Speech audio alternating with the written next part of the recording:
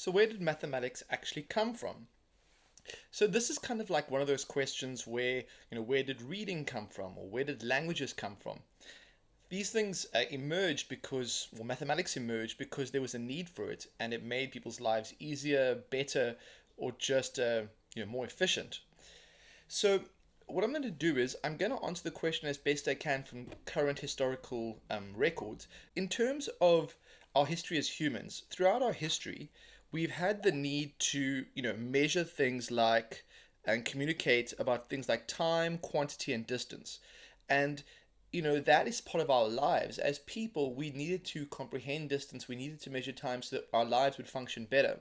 This was kind of the primary way in which mathematics emerges. And some of the earliest evidence is found in something called the Ishango bones.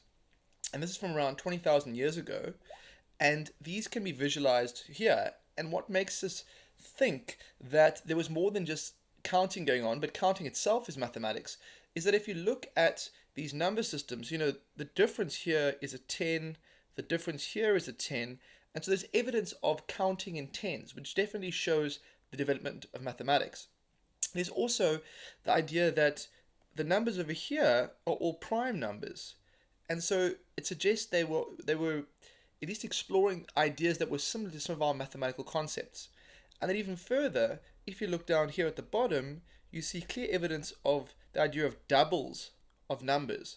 And so even though this is a long time ago, the thinking is that these humans were, or these species of humans were at least experimenting with ideas that were the origin of early mathematics.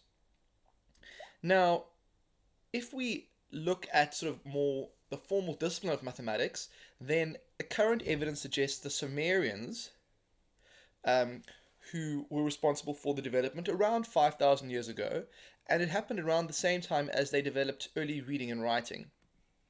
So that's our best, historical understanding of where mathematics originates that sort of we know.